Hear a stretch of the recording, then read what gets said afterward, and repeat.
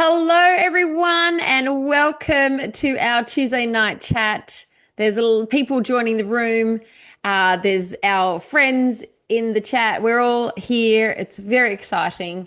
And it's our second last Tuesday of the year. So we've only got one more after this, and then we're taking a break for December and January. So welcome, and so glad to have you here. Uh, Before we get started, I introduce to you our special guest. There are, for you, those who are new, this Tuesday night was created in 2021 for the sole purpose of getting people together. So we want to get together online, meet all the people that are in our area so that we can strengthen and grow our community hubs. That's what it's all about. So that we can get together then in person and really feel connected and build that friendship and trust along the way. So um, every Tuesday night for the last year, the last 4 years, I've had a guest speaker, and tonight I'm super excited to introduce to you Xavier Crow. Welcome, Xavier. Thank you. Thank you for having me. Now, before I let you take the stage, Xavier, I just want to explain to everybody that if you're a member of My Self Reliance, then you can jump onto the website. Uh, you'll be logged in, you have your own special password. Go to the login and look for My Program. I want you to take yourself through the onboarding process. So, how you would do that is go to My Program. There's a series of links that you'll follow. You'll be able to see to join the actual onboarding program. Now, the onboarding program will probably take you about 5 minutes just to go through 11 steps so that you can make sure that you're in the right Telegram groups, that you know how to connect with your hub leader. The most important part for when you come on board My Self Reliance is to take yourself through the prep matrix. So that is all there is for you. You want to download it. It'll give you a matrix to go through, and that might take you a little bit longer than the whole rest of it combined. But it's important that you do, because as you go through the prep matrix, you'll discover which of the 8 key pillars of self-reliance is the most important place for you to start your self-reliance journey. Now, I want you to imagine that once you have discovered that for yourself, you might intuitively know, oh, look, I really want to start on my food journey, how to prep for food. But once you go through that prep matrix, you might decide, actually, I'm further ahead in that journey than I thought. Maybe it's another area that I need to work on. Well, when you get together with your hub, you'll be able to have a conversation about what's important to everyone in that group, and come to a consensus about where you want to start. And then that way you work with me and your hub leader to start with the right programs, the right events, and essentially the next year's Freedom Summit is going to be developed within taking feedback from you in your hubs as to what comes next. So it's really, these Tuesday nights, it's yours. These are the People's Chat. The Freedom Summit, it's the People's Freedom Summit. This is your place to really go to town on doing what's important to you. Okay, exciting. Now for hub leaders, you have a little bit more training that comes with being a hub leader. And in December, we're actually going to get started on doing the jigsaw method. So from the 1st of December to the 5th of December, there's a 5-day program. It's a morning program. So how to start your day off right so that you can have the best life. It's really the secret sauce to how to have everything that you want. And so It goes from 6:30 till 7:30 each morning for 5 days. And then the next Monday, we do that all over again. The good news is that once you've done the jigsaw morning method, you can revisit it anytime you like. So if you want to jump in and do the next round with the next, you can. And so there is a separate group for all those who have completed that as well. So lots of fun things happening. Don't forget, there's the Christmas party on the 29th of November at Maroubra. And we love to see you all there, especially our store holders or anyone that has any products or services that you'd like to share. Maybe you have a talent. Maybe you'd like to show off your talents there, or you've done some crocheting or knitting and things and you've made some stuff and you want to sell it off, or give it away, whatever. Bring it to the Christmas party. This is where we all share what we're up to with our goods, and you can trade all that good stuff. Okay. Are you ready? Welcome those who have just jumped into the chat room. Lovely to have you here. Welcome, Anita. I want to introduce you to the main event for tonight. Our guest speaker, Xavier Crow. Those of you who are at the Freedom Summit will remember Xavier. He is a mentalist. He has performed on international stages and also online. We welcome you, Xavier, to tell us all about getting into the mind of a mentalist and share with us your news. Well, firstly, thank you for the introduction. Nice to see some faces, and I hope that I get to see all of those faces that are just names on a black screen at some point before the end of the evening. I don't know if you're really there or you send a robot to listen in on this, but Dawn, Judith, Charlie, Finna, and Joey, and Edwina, if you're really there, I hope you enjoy this, even if I can't see you. Let me start with asking you a question, Xavier. Tell us, you've been in the mentalist game for a little while. Tell us how you got started. Yeah, okay. So does everyone here know what a mentalist is? Just gives a raise of hands if you know what a mentalist is. Okay, and that's no one. Excellent. I think Edwina's a maybe. if you watched Got the it. TV show from the 80s, that's probably the closest we'd get to it, isn't it? That's got to be one of my favorite TV shows. Okay, so 20, let's say 35 years ago, I picked up a packet of cards and I got really excited to do magic. And I've loved magic my entire life. So I've always been interested in the magic arts, sleight of hand, illusion, misdirection. And that took over for quite some time as a child. And then I forgot about it for a while until I got to high school. And in high school, I met someone who was a full-time magician, which I didn't know existed. I always thought it was a side hustle. And he showed me a few things and my magic skills improved overnight. And after I left school, after doing a series of jobs I disliked, I met another magician who was also a full-time entertainer.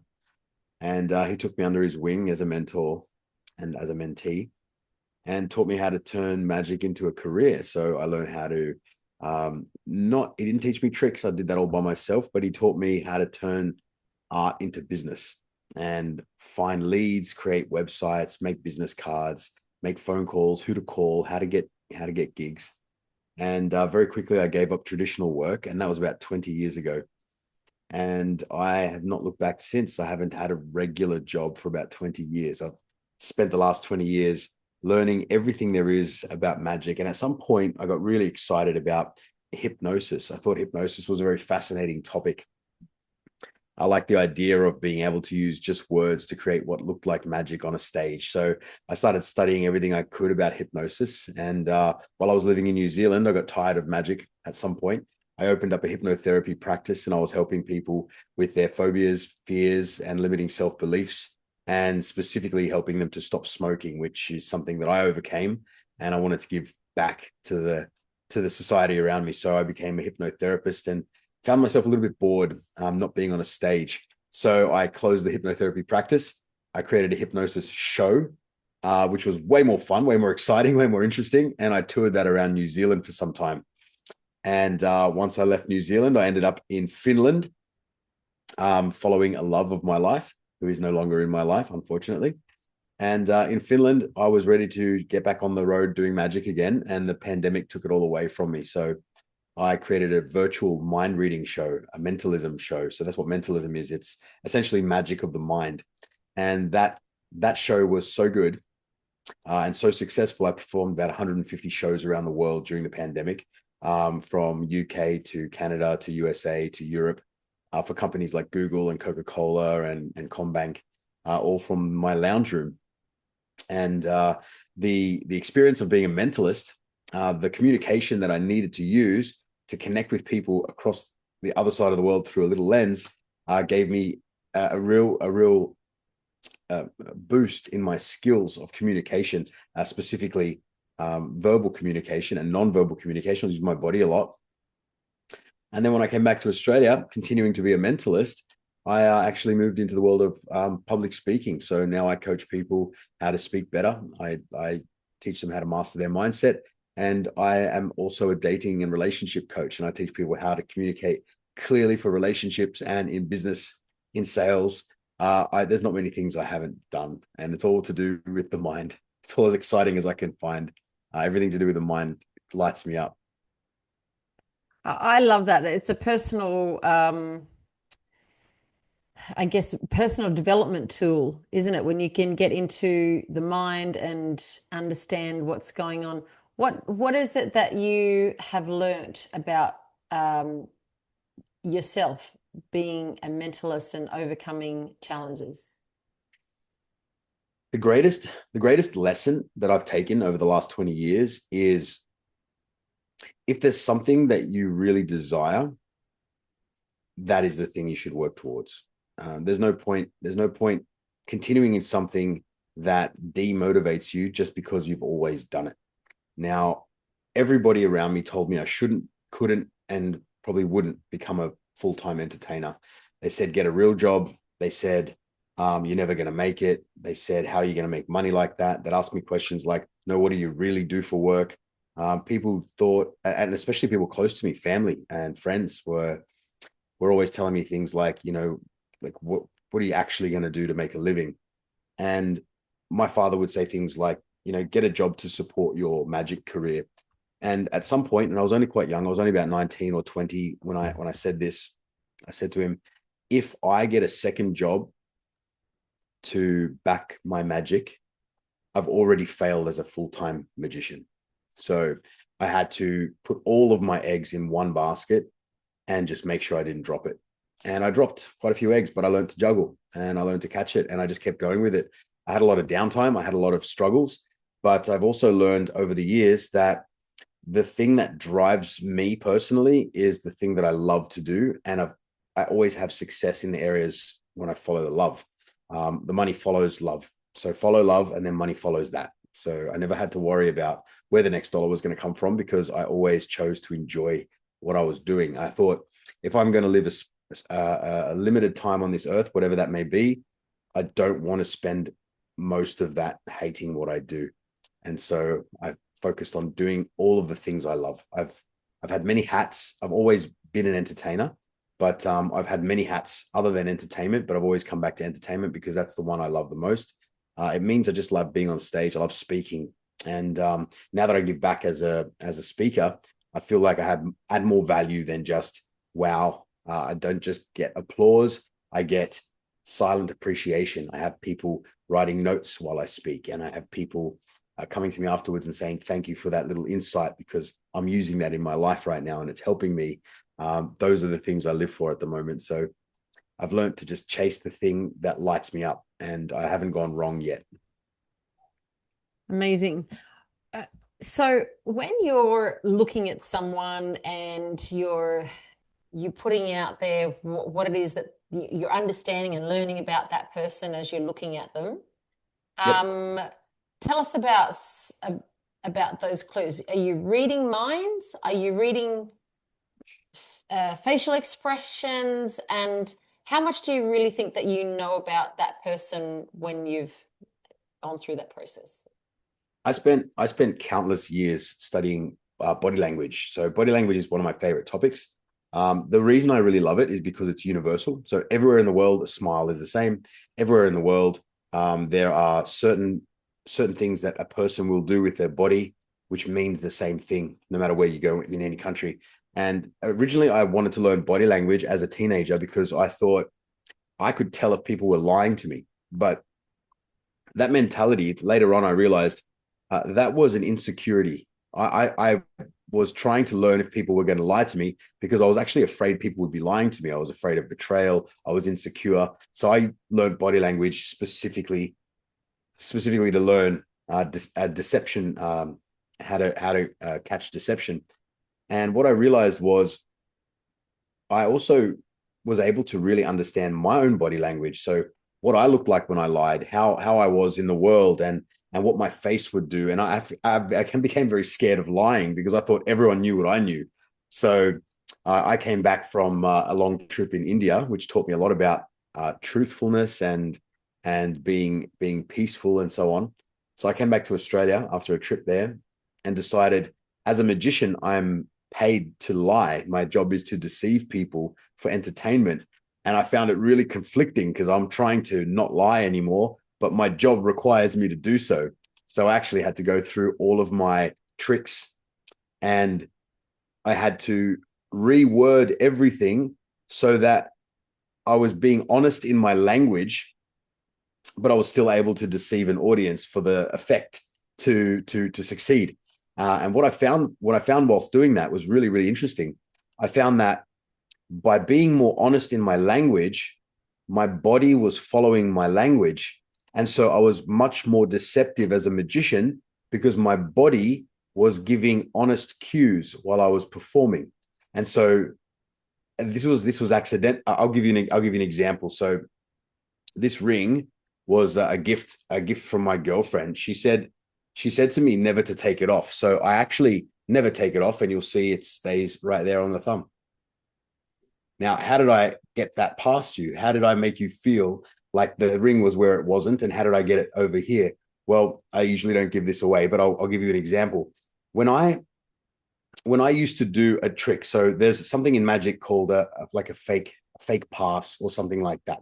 So one fake pass is you take something from the hand and you just squeeze it and it vanishes. Okay. Now what I did was I left it in this hand. Okay. I literally just dropped it. I dropped it into my hand while I was pretending to pick it up. Now I used to say things like, I have the ring in this hand. Now, because I didn't have the ring in this hand, I knew I was lying, and my body, even if I could pretend that I wasn't lying, my body was giving off signals that I was lying, because everything you think appears on the body. There's no disconnect between body and mind. They're actually simultaneous. And some may say the body actually responds before the mind even recognizes the response. That's how I can pick up on micro signals when people are talking, because they don't even know that the micro signals happen because the body's doing it automatically. So what I would do, and we go back to this, don't lie while I perform, instead of saying, I have the ring in my right hand, which it wasn't because I was doing the fake pass, I would say, I have the ring in this hand. Now, in my mind, I'm thinking this hand, but I'm waving this hand. So honestly, I'm thinking about this hand, but I'm just waving this hand around. So I'm thinking, I have the ring in this hand. Now, my body, because I'm telling myself this hand, my words are saying this hand, but I'm not telling you left or right. I'm just saying this hand. I'm thinking about this hand. So then when I'm thinking about this hand, I know I'm telling the truth. My body is giving off the signal that I'm being honest. And over time, I found that I was getting away with this misdirection because I was telling the truth to myself and out loud, and my body was telegraphing the truth. So my misdirection became really good because I wasn't lying anymore, and my body wasn't lying either. See, parents all wish that they could have that discernment to be able to know when their children are lying to them. So can you tell if someone is holding a card and it's not the card, or like, does that happen? Can you use that in life? Yeah, absolutely. Let me give you. I'll give you a couple of answers, and I'll have a look over Andrew's question. So when someone's lying, we can't lie to ourselves. This is the like the bottom line. If someone's lying, they know that they're lying, right? So there are a few things that people do when they're lying. Um, a few things that I look for personally when I'm looking for deception is something called distancing behavior. Now, distancing behavior could be I could say something and then I could step back from you. Now, if I just notice that this person says something, but then they step away, it's almost like they're trying to create a distance between themselves and the person they're telling information to. Now, I won't assume that they're lying straight away. But if I ask a person a question and they answer yes and they step away and then they fold their arms as well, well, now it's like I'm moving away from the person I'm speaking to and I'm blocking myself from them, hoping that the truth is not getting out. Now, this happens unconsciously. So I'm looking for multiple signals at once. You can't just say if someone folds their arms, they're negative. But if I say, for example, what do you think? What do you think of John? And you say, John's great. I really like John. I'm not going to bother with that. I think you're telling the truth. But if I said to you, what do you think of John? And you said, yeah, John's okay. And that happened at the same time. I start to wonder if there is a concern with John. If you did multiple things, for example, I said, what do you think of John? And he said, yeah, John's okay. And you step back, you folded your arms, you closed your lips tight. Now I'm sure you're trying not to tell me something about John. I'm absolutely convinced that there's something you're not saying.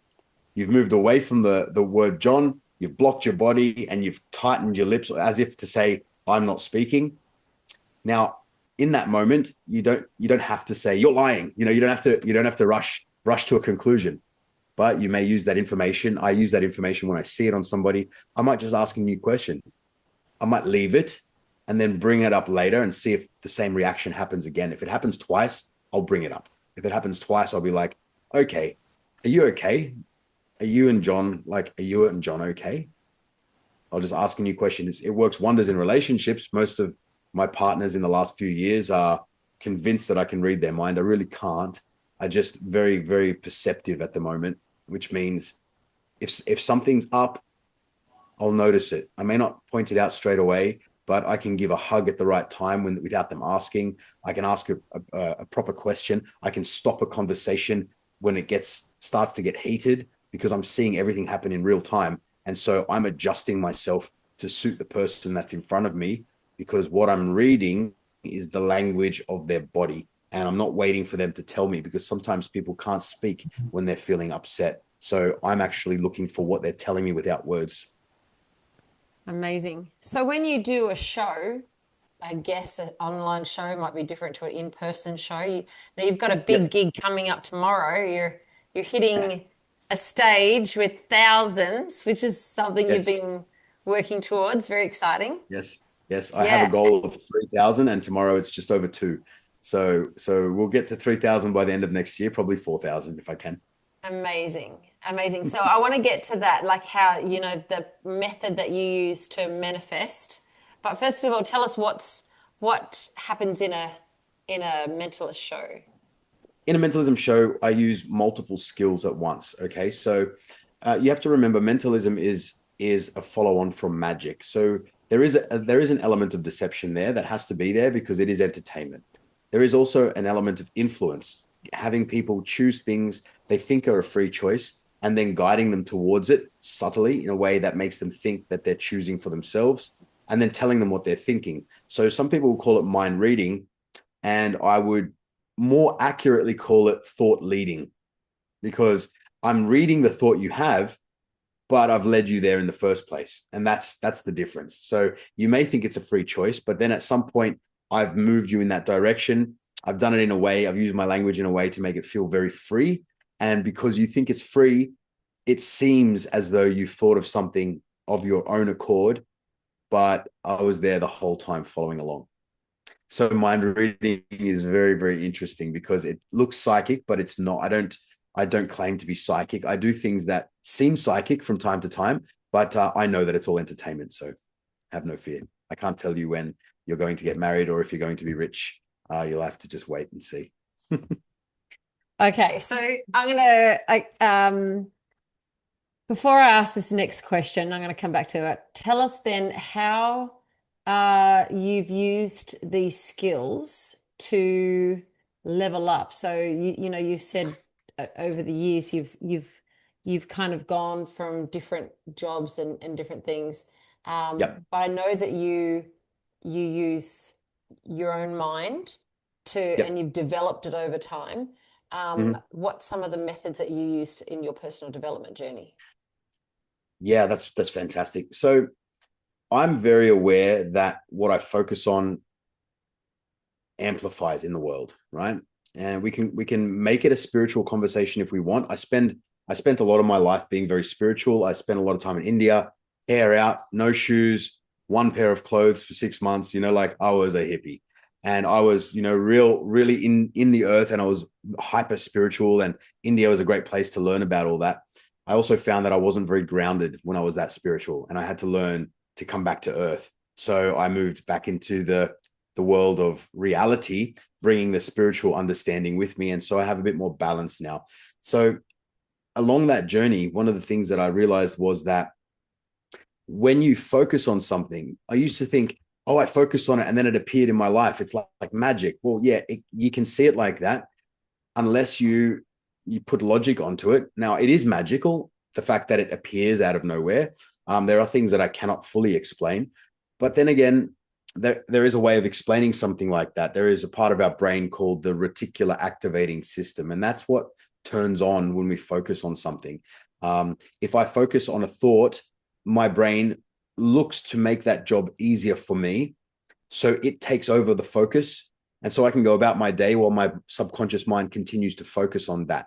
That's why if you are, well, let's say you're searching for something online, you'd like to make a purchase, and all of a sudden everyone's talking about this thing, or you're seeing ads for it everywhere, or you saw it in a shop window and you're like, oh my God, I see it all the time. Or why do I see 1111 all the time? Well, maybe you've seen 1111 a couple of times and you really got excited by that, and your brain decided, well, that's something she likes, I want to keep giving that feeling, I'm going to wait and focus on that. And so you probably saw many numbers that day, but the 1111 is the only one that stood out. So every time you see it, you say, I just keep seeing it. Now, it is magical. It feels magical. There is also scientific reasons behind it. So your focus will decide. If you call it spiritual, you will see everything that proves that it's spiritual. And if you call it scientific, you'll see everything that proves it to be scientific. And once again, that's your reticular activating system. It's focusing on what you decide to focus on, but it's doing it unconsciously. So I know this. I know this very, very well. So I'll use the example of getting on stage tomorrow. There is a big gala tomorrow. It's a conference in the International Convention Center in Darling Harbour. There are 2,500 people being there from all over the world. And I bought a ticket to attend. And the moment I bought the ticket, I thought to myself, I would love to be on stage at that event. I'm going to be on stage at that event, actually. And a lot of people ask me, how are you going to do it? And I said, I don't know, but I'm going to be on that stage. Now, that's all I could think about. I didn't give any room for it to not be the truth. All I knew was I was going to be on that stage. If you could see my background on my computer screen now, there are some pretty big stages on my vision board. And the stage, I went and checked it out today. It's as big. It's actually bigger than some of the stages I've got on this screen. So it seems that I'm focusing on this stuff unconsciously, and I'm guaranteeing it in my life. And I think there's a lot of power in turning on the focus of the mind. It looks for opportunities unconsciously. And I think if you can really put a laser focus on things, the opportunities seem to appear by magic, but you'll have to ask yourself, how did I get to this opportunity? I made this connection and this connection, but in the background, the focus was always, I'm going to get on that stage. So last night I was having a conversation with people. I happened to be hanging out with these people. I knew one lady was part of the membership committee. I sat with them and I made a comment. I'd love to be on the stage this week. I just don't know how to do it. And they looked at each other and said, we can get you on the stage. We're the membership committee. We're organizing the events team. And I was like, really? And they said, we can do it. We can get you on the stage. When do you want to get on stage? I'm like, let me just go on stage early as possible. Like, I want to make sure the audience is full. And they gave me a position tomorrow morning at 10:30 when the audience is fresh for the convention. So I not only got on the stage, I'm the only person in the entire conference who got on the stage without making an application. Love that. And I knew I was going to do it. I had no doubt. I think that's the secret. So Yeah. exciting. It's exciting. Very. It's super exciting. Now, I want to ask you because I know you're down the rabbit hole like the rest of us, right? But you have the advantage of understanding how the world thinks. What we can see is advertising uses suggestions. They make it think like we are in control of our own thoughts and we're buying things because that's what we want, but they are guiding us to make certain choices and maybe we're not aware of those certain choices. On the other hand, you've been very intentional and created your future. So how can we improve the odds of the suggestion coming our way and we're doing things that we think that we want to do, but it's is it what we want to do? Is it, are we making choices? Are we being directed and guided down thought patterns that are not really our own? Is that making sense to you, this question? Yeah. So the shortest answer is question everything. Now, a lot of people might say that's pessimistic or skeptical. Well, yeah, look, I've been a magician most of my life. I do mentalism now. I also believe in magic or the magical things that happen around us that we cannot explain. So I'm a skeptic and a believer at the same time.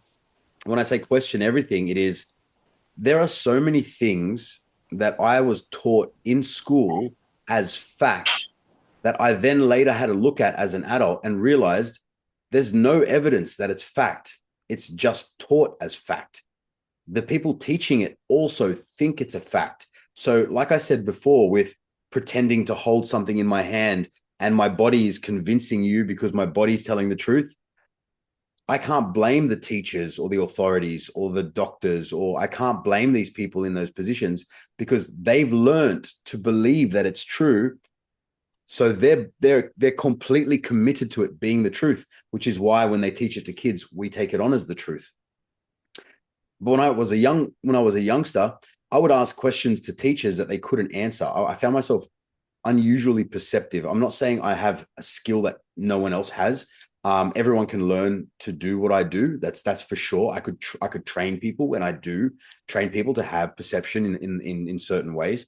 But as a kid, I noticed it was early. I'd ask a question, the teacher couldn't answer it, and I thought something's wrong here. Maybe they would give me a poor answer, or maybe they'd look in the back of the textbook for the answer instead of giving it to me without looking.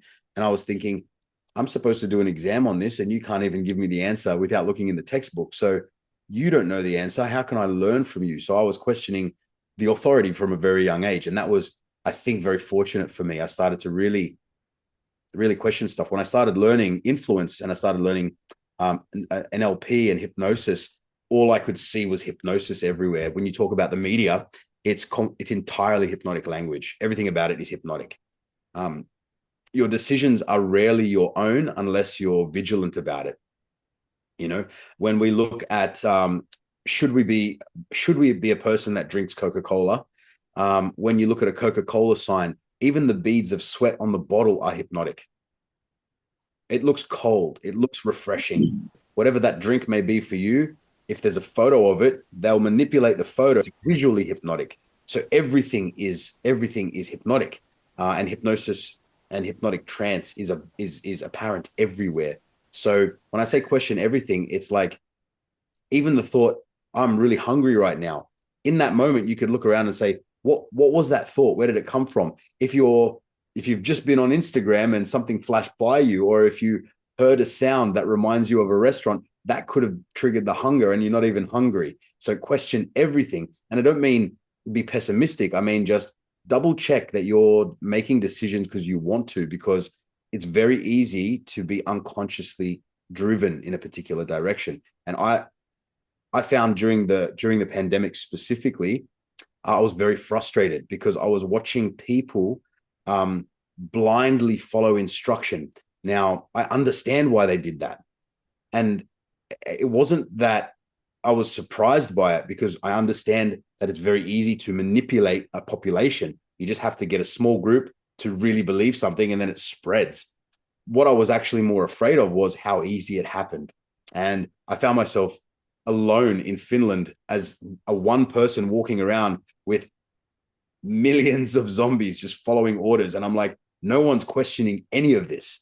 I don't fall for things very easily anymore. And so it can be a little scary.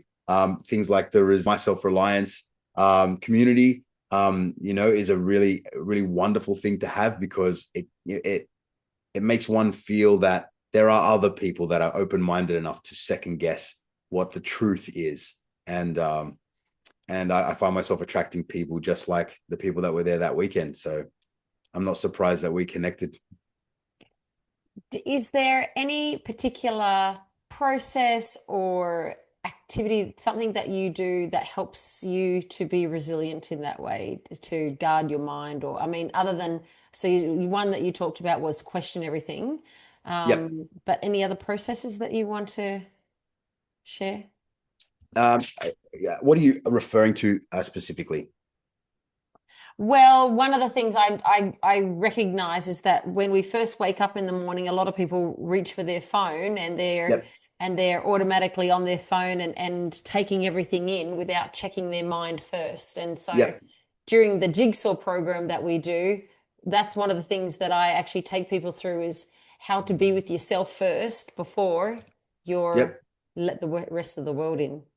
I So love this, and this is perfect. A friend of mine called me uh, last 2 nights ago from Finland at about midnight. I was with her on the phone till about 4 a.m. She's in the darkest period of her entire life. I've never, I've, I was, we're on FaceTime, and she doesn't look the same anymore. She's somebody else. Her eyes are empty. They look black. She's been scratching herself. She's very anxious, and she's close to a period in her life which I want to help her stay away from. One of the pieces of advice I gave her, which was, if you you need to get rid of what you don't want to make room for what you do want. And that led into something that relates to what you asked. I said to her, her problem is that she was going around in loops. She has a dark thought. She can't turn them off. She has a positive thought for a split second, and it goes back into darkness, and it's looping. And a lot of people around her are telling her these truths. You have bipolar, you've got ADHD, there's a problem with you, you got to take this medicine. And I'm listening to her, and I know from my experience in hypnosis how quickly I can change someone's belief and mindset. I had a friend who was 15 years eating disorder. I had 2 conversations with her, and she's not done it since. And she said she's going to countless doctors. And I'm like, I said to my friend online, I said, you have trained your mind to focus on the negative. There's nothing wrong with you. So she starts to think, it's me. It's now it's something wrong with me. She's trained her mind to think there's something wrong with her. And when she turns on that RAS that I talked about earlier, it looks for more evidence, because the brain is like, oh, she likes negative stuff. Cool. I'm going to look for more negative stuff. So her brain is doing it on its own. It's not that there's a problem with her. Medication's not the answer. It's the internalization of external stuff. She's now meeting people that are also in similar situations. So now they're vibing. Oh, I've been thinking of hurting myself and blah, blah, blah. And I'm like, whoa, you're attracting now. All of a sudden it was just here. Now it's all out here. My advice to her was, and she's accountable to me now, because I'm going to do a session with her next week, and I've given her a week's worth of accountability leading up to it. I said to her, for the next week, every single thing that you come past on Instagram that's negative, unfollow it. If you get a suggestion that seems negative, that doesn't make you laugh, that doesn't give you an insight, say, not interested. Don't want to see this post. And you'll start changing your social media feed in the exact same way you would change your brain. This is how I would change my brain. Our phone is our second mind. When you wake up in the morning and you focus on the phone, you start ingesting information and you start running with it. If you like something, or if you stop long enough on a negative post, the algorithm recognizes that, and the phone is essentially like an unconscious mind. It doesn't have any malice. It doesn't want to hurt you. It just wants to give you more of what you focus on. The brain and the phone are identical. So I said to her, start unfollowing stuff. 2 weeks ago, I was having a real slump. I was starting to feel really negative about myself. And I was thinking, man, am I really doing the right thing? Can I really make it where I want to make it? I'm having all of these meetings and they're not going anywhere. I'm not meeting the people. I was just going around in a circle. And I was talking to a friend and complaining, and I heard myself. And I was like, what the hell am I talking about? I'm focusing on this. I said to my friend, I'm sorry, I'm not going to talk about this anymore. Let's talk about I changed the subject on the moment. I went home. I went on Instagram. I started scrolling and unfollowing stuff that day. Within 2 days, my feed was completely different. My mind was completely clear. Nothing comes on my feed unless it's funny, puppies, or mindset, or workout videos. I don't look at anything that's not going to, even alternative news. My brain wants to think that I'm being righteous because I'm not following the mainstream media. But the alternative news, even though it may be true or maybe more truthful, it's still negative. So there's a fine balance between being open-minded and freeing ourselves from the systematic approach. But if we go too far in that direction, then I love a good conspiracy theory. Don't get me wrong. I find that a lot of them are conspiracy facts. But even so, when I discover that they're facts or start believing that there might be a fact, that's also negative in some way, because now I know that I'm being lied to over here. So now I'm focusing on being lied to. So there is a balance. Okay, cool. I know things are good, and I know things can be very shitty. Great. I don't need to focus on that every day. If it appears in my reality, I'll deal with it. If I have to have a conversation about it, it's short and sweet. But we've got to be very vigilant. We've got to question not only everything we think about, we've got to focus on questioning everything we're looking at, everything.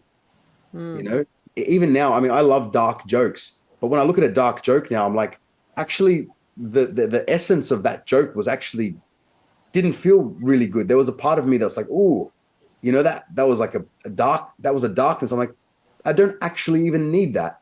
I got rid of that page and followed something a bit more funny. Like I can retrain my phone. If I'm going to spend that much time on it, I may as well turn it into another brain. And when this starts looking like that, my brain's doing the same thing. It's scrolling through thoughts all day long.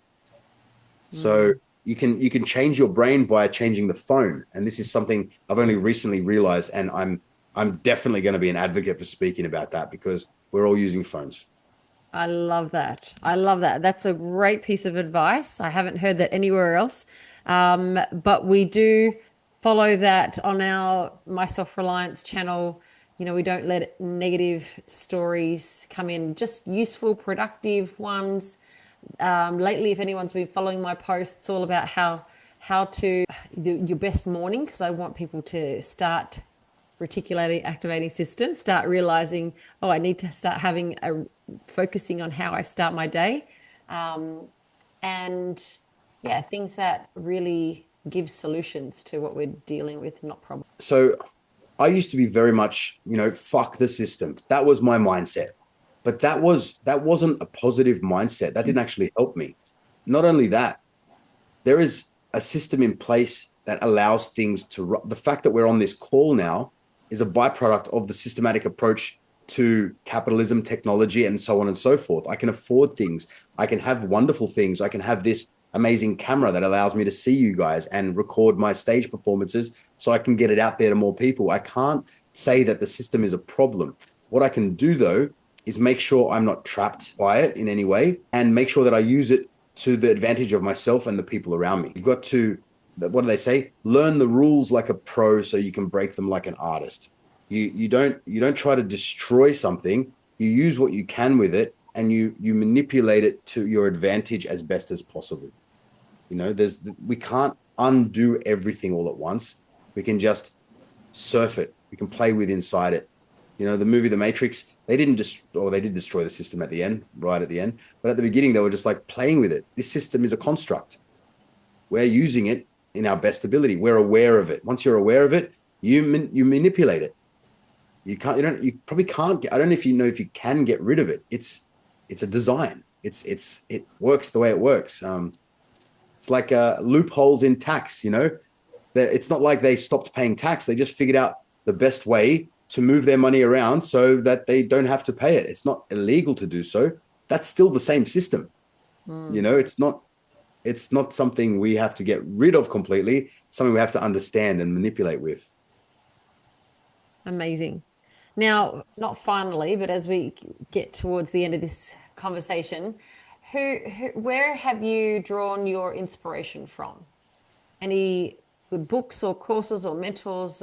Yeah, and when it comes to body language, there is a book by an Australian man named Alan Peace, Alan and Barbara Peace. It's called The Definitive Book of Body Language, probably the best book.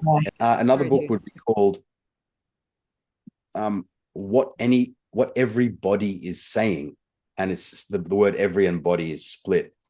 These are two body language books. The reason I like understanding body language is because I believe, in my opinion, communication is not only just everywhere, it's imperative. Good communication is probably the most important thing in this reality that we live in. And we can't not communicate. So if we're communicating with our bodies, we may as well learn how to do it well. By reading body language books and understanding it, you can also use your own body to make an impact in the world. I can sit a certain way. I can use my hands a certain way. I can use my face a certain way. Eventually, it'll become unconscious. But at the beginning, you just focus on it. And the reason I do that is because if I make someone comfortable and I feel that I can be trustworthy, they can trust me, we can open up a better dialogue, and we can get further together. I find myself very often speaking with the most important person in the room without trying, without acting like they're the celebrity and I need to take a photo with them. I somehow manage to have these open and long, deep conversations with anybody. And it doesn't matter. I treat everybody like a person. And all that's come from being able to confidently hold myself, see everybody as human and see everybody as similar, because I read the bodies. Everyone is nervous at times. Everyone is afraid at times. Another very, very good book. I've got such a big library. I'm just trying to think what one I could actually throw towards you guys. Something for confidence? Yeah, something for confidence. I'm writing one, so I might have to upsell that, but it's not finished yet. Something for confidence. There is a great book. It's called The Subtle Art of Not Giving a Fuck. I don't know if you've heard of that one. Yes. He likes to swear in that book, but the guy Mark Manson he's written it very well. He's written it for the masses. There's a lot of very valid points in there. We put too much energy on things that really don't matter. And very often we put attention, energy, and fear into things that will be forgotten in days, not even weeks. And so it's a good lesson on how to remember that. Another one for confidence is the 5-second rule by Mel Robbins. And it's just about how to move quickly through the world and say yes to things, do things within 5 seconds. If you don't want to read that book, I'll give it to you in a nutshell. When you think of something or doing something, count backwards from 5. And when you get to 1, do it. And when you practice doing that enough times, you start to be very decisive. Being decisive is a choice. People that are decisive are people that are successful. They make decisions quickly. They change their mind very slowly. People that are unsuccessful generally will make decisions very slowly and change their mind very quickly. That used to be me. I practiced being decisive, and that's how I ended up on stage tomorrow. I know that's for a fact. I made decisions. I said yes to things. I don't wait for an answer from above. I'm like, you know what? Yes, I'll do it, and then I'll change. And when you start to make decisions quickly, you start to learn self-trust. Now, the word confianza in Spanish is the word for confidence, and it's also the word for trust. So this is one of the things that I speak about from stage. And so when you have integrity with your word, when you say you're going to do something and you do it, you start to create self-trust, because I said I was going to do it. I completed it. I can trust myself. I can trust my decisions. I can trust my actions. When you can trust yourself, You can have confidence in yourself, because with trust and consistency comes confidence. So that's confidence in a nutshell. You may not even have to read a book. Just start doing things and saying you're going to do them and actually doing them, and trust will follow.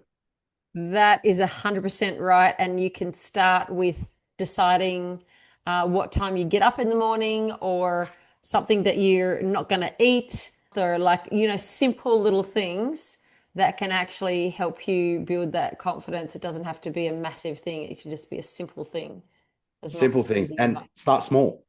Yeah. Start small so that you get, what happens is you create a movement, right? If I start small by saying, okay, I'm going to wake up at this time every day, and I don't make it too early because it might be too different from my original wake up, I'll just make it half an hour earlier and just be consistent with that. And I'll trust myself to do what I say I'm going to do. I'll make it half an hour earlier again. I know I'm going to do that because I've already done half an hour. So I've gone from waking up at 9 a.m. to waking up at 6 a.m. in half an hour increments, a few weeks at a time. And now I can wake up at 6 a.m. because if I say I'm going to do it, I'll do it, because I started with half an hour, and I trusted that I would do that. So of course I'm going to trust that I can do this. And then of course I'm going to trust. And now when I say I'm going to do something, I trust my own words. So I get them done. Yeah. I love that. That is golden, everyone. Just take that from the whole conversation tonight. It's absolutely golden. What kind of trick do you do on a Zoom call? Like, Would you guys like to see something before we end up? hell yes. You guys interested? All right. So I'm going to do two things. Both of them seem a little bit unusual. Neither of them are magic at this point. Magic, for example, sleight of hand. I'll do one. I think a couple of you might have seen this, so I'm going to do it a little differently. But I've taken off the people that don't have their video camera on, but I'm going to turn them back on again. Oh, there's a lot more people than I thought. So I'm going to choose two people that I can see and two people that I can't see. I like Alana because she's got stars next to her name. I don't know how she did that, but that's cool. Alana, can you hear me? Yes, I can hear you, Xavier. How are you? I'm well, thank you. Have you seen me before? Good to hear. Yes, I have. Okay, you saw me at the Resilience Expo.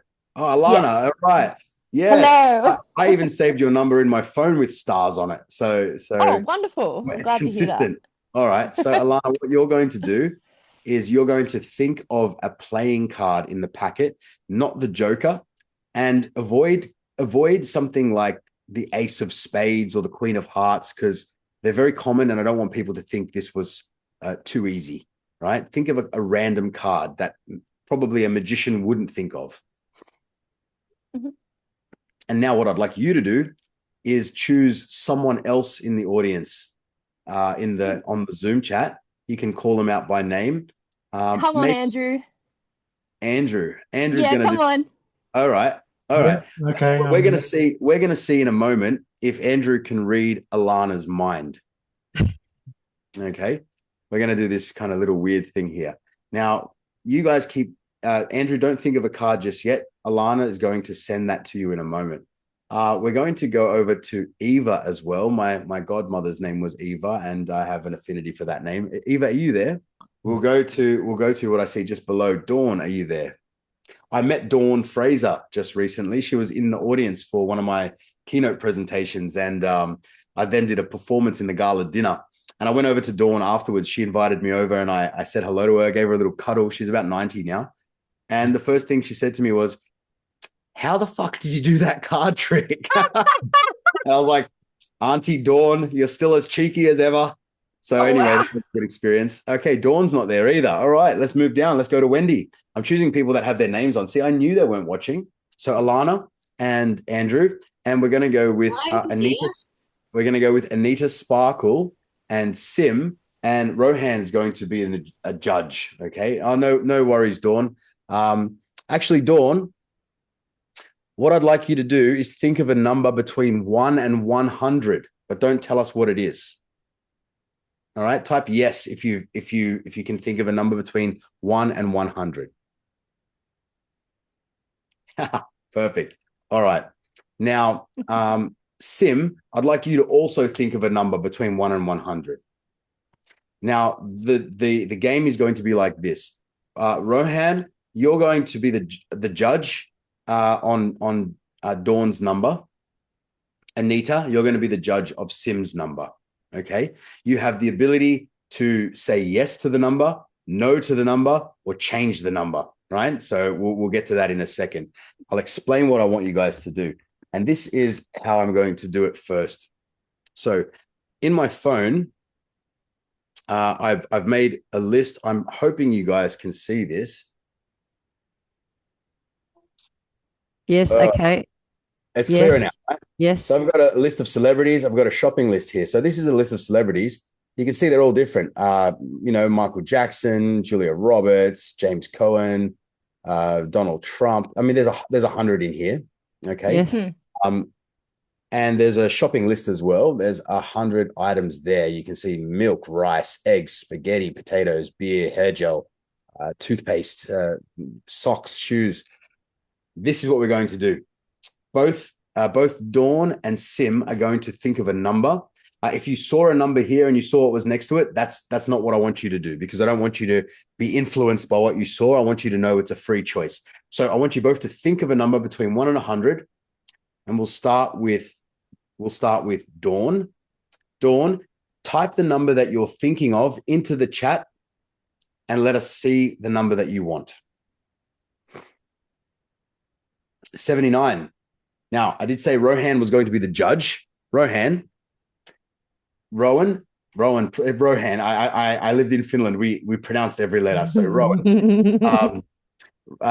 Do you like the number 79, or do you want to change one of those numbers, or what would you like to do? Keep it.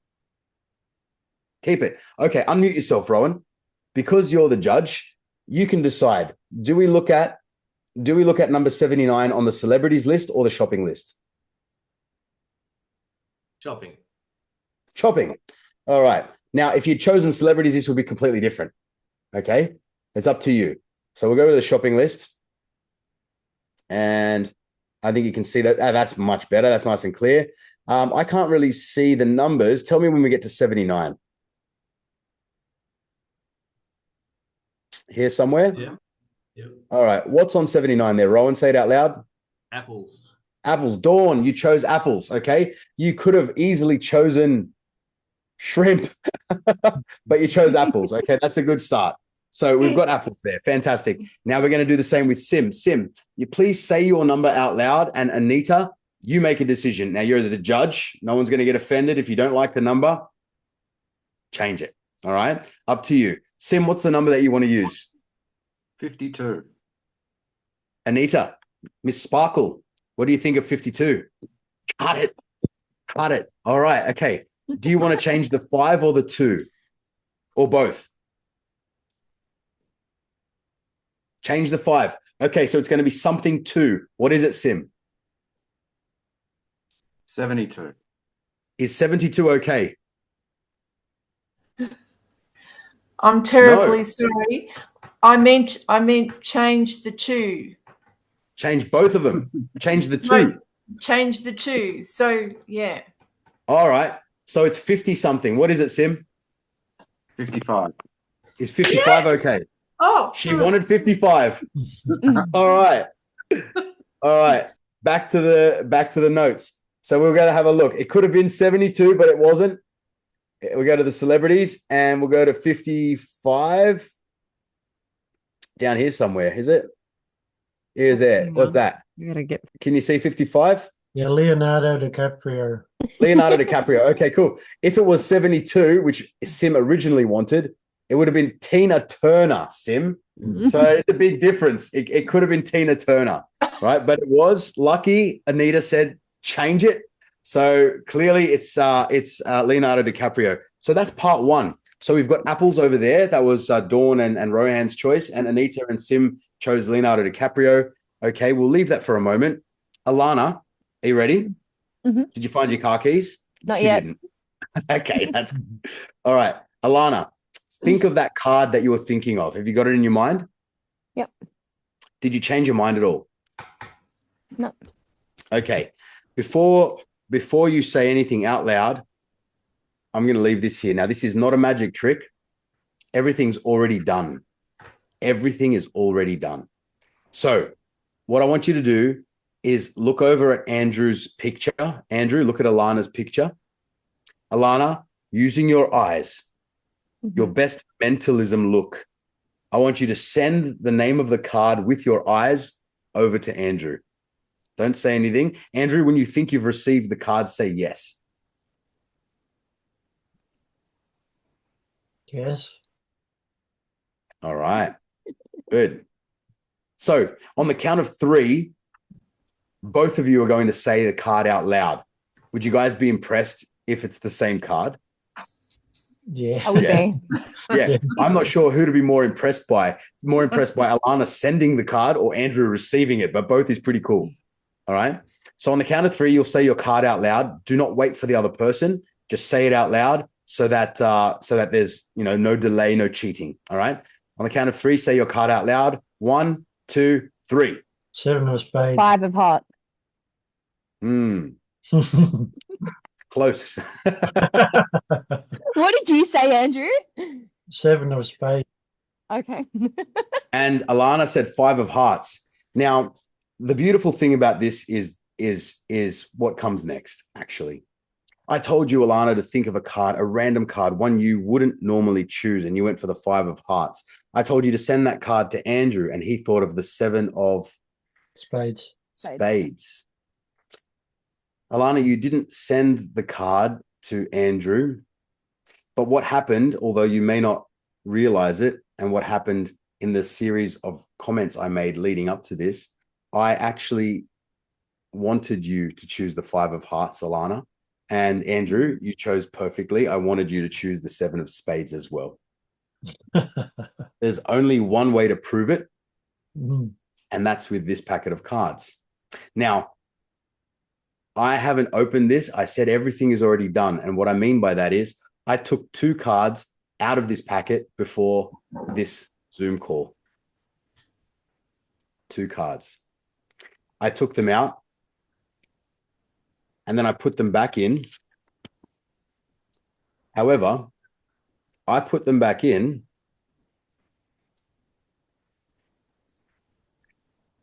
facing the other direction. You see? Really close to each other. Only 2 cards. This one represents Alana. And this one was you, Andrew. That's wild. Should have said something else. It never would have worked. Why did you decide to do that trick, Xavier? Because I knew that was one that you'd think about for a long time. And now we do have to end. I do have some things to prepare for tomorrow, but we also have a random choice. We have a random choice that happened with 4 different people, and numbers were chosen, categories were chosen, celebrity was ended up chosen, and then a shopping item was chosen. Anita, what was the final product that you and Sim chose? Leonardo DiCaprio. And Rohan or Dawn, what was the shopping item? Apple. Now, although all of those choices were free, you're probably going to wonder what would have happened if you didn't change it, Anita, and left number 72. It would have been Tina Turner. This wouldn't have been as exciting. It had to be you changing the number. It had to be Rohan leaving the number as it was. It had to be Dawn choosing that exact number, because this whole time I've been speaking to you, this has been sitting right here. Yeah, I put it there before we even got on the call. It's actually a photo. And it's a photo of Leonardo DiCaprio eating an apple.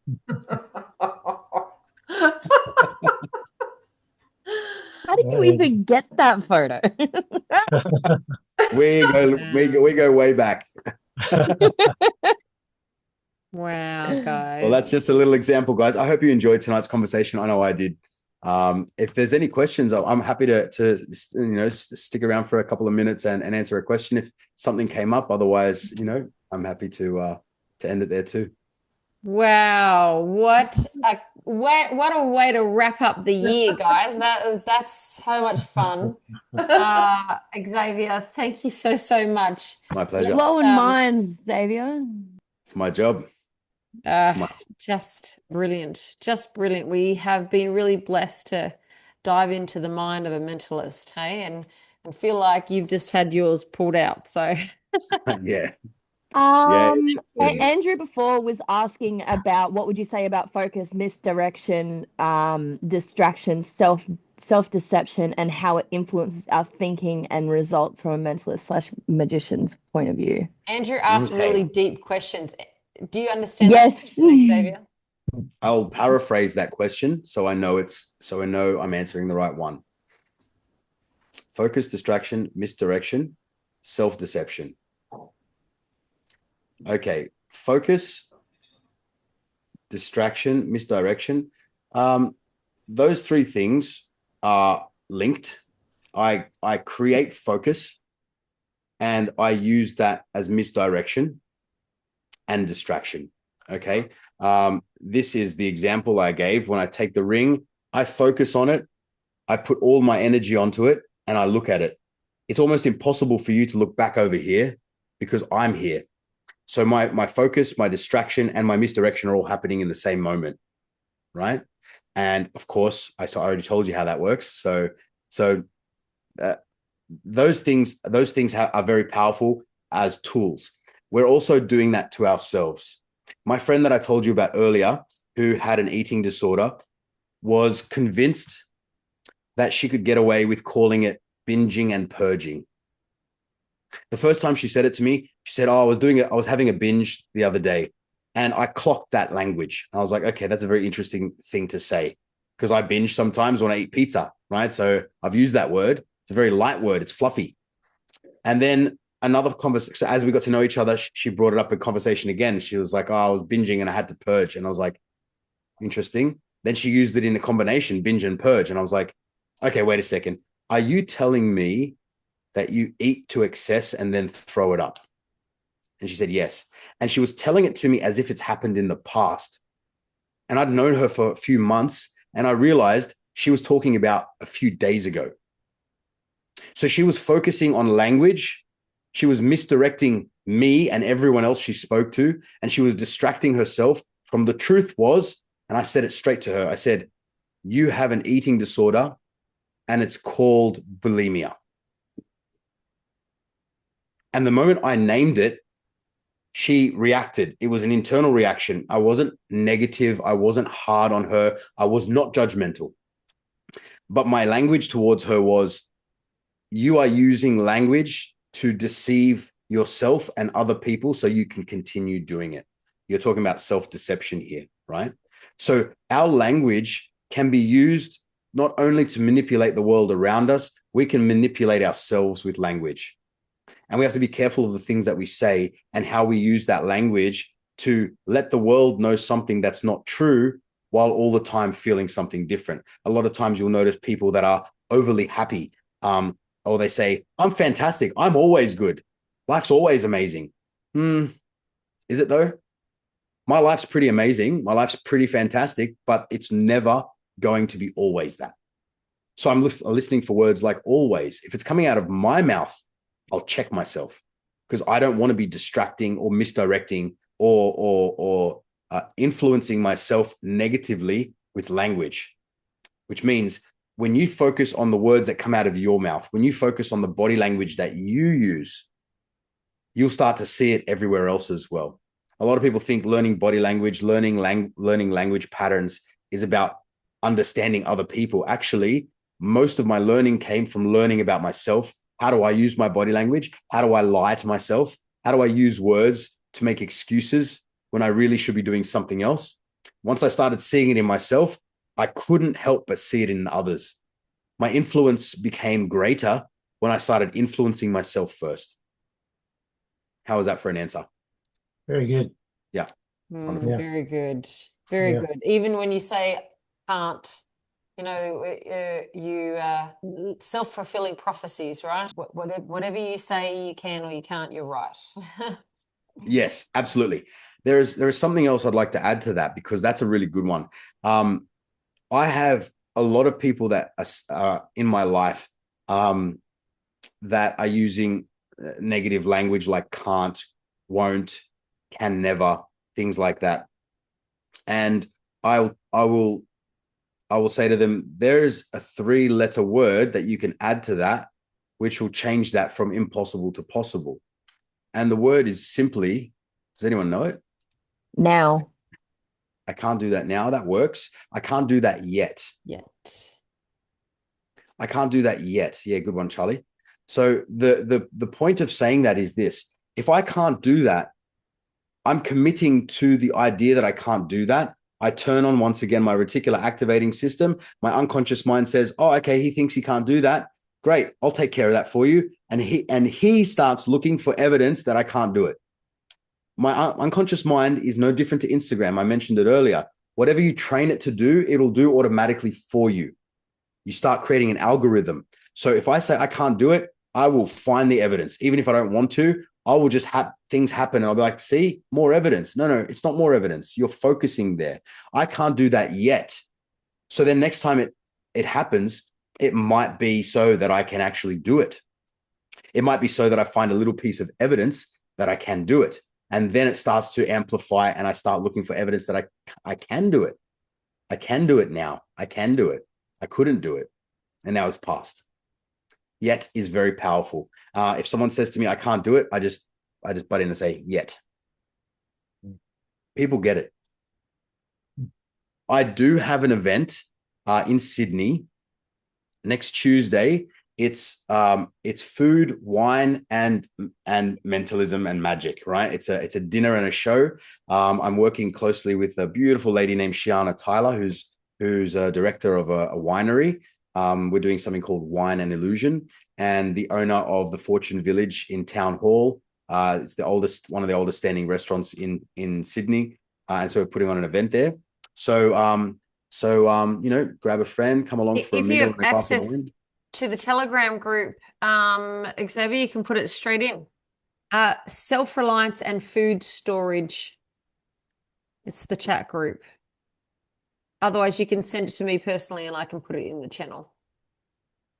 So self-reliance and food storage Australia. I've only got these 3. Yeah, so the top one, if you click on the top one and then go to something that I've posted, and you'll see at the bottom of the post, I always put the 2 links together. And that's a good training for everybody. I should do a training for you all how to use Telegram, because you want to put all of your Telegram links into folders, and folders are really good to find things. So which one of these 2 bottom ones is it? The chat group. So click on that bottom link, and that will take you to the one that you can post in. Great. I'll post that right now as soon as I get off the call. Super. There you go. You joined. Look at you. Straight away. Xavier trained everybody right then. Make decisions fast. Cool. That sounds awesome. Sounds fun, Yeah, hey? It's going to be great. Hopefully I'm seeing a few people, if anyone's got tickets to the Australians for Science and Freedom conference this Saturday and Sunday. I'm speaking on the Sunday at the conference. So hopefully see you then. In the meantime, thank you everyone for jumping on tonight. I know that was lots of fun. And next Tuesday is our last Tuesday of the year. It is one where we're going to wrap up the year and really complete the year powerfully. So we do an exercise. It's very, I want to say hands-on, but you're going to be doing some writing where you'll actually take the year, celebrate it, leave the past in the past, so you're not dragging the past into your future of 2026. And so that when you start 2026, you're starting it with a bang, and you're all on track to reach your goals, and complete the ones that you didn't do in 2025. Love it. Beautiful. Well, thanks again, Xavier. All right. Good night, everyone. See you, everybody. Thank you so Good much. night. Here we are at the Freedom Summit Live 2025, and it is bigger and better than ever.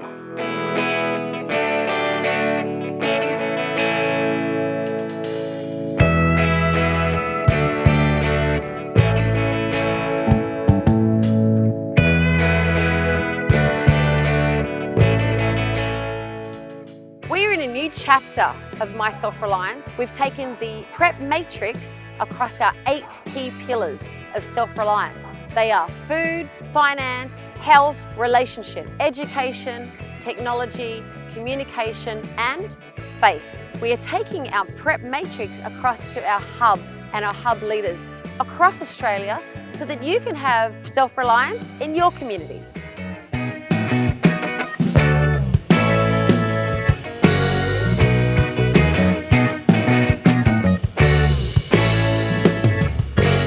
Hey guys, I'm Isaac from Natural Art Form, and I found my way here. I met Kelly over at the Living Free movement at the festival they did this year. I love what you guys are doing. I love the whole My Self-Reliance idea. This community is super important. I'm very glad to see things like this popping up this close to Sydney. It's like your tribe.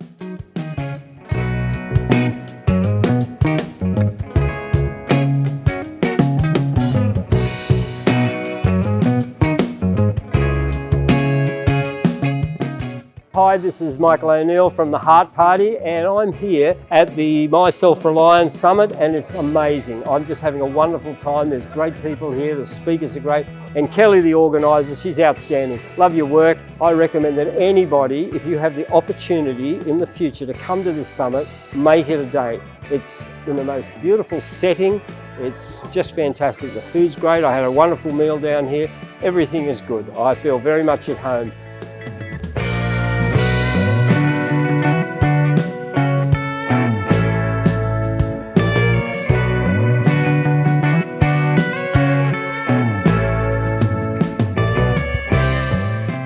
What's really beautiful about this community is the honesty and transparency and just a real essence of friendship and family.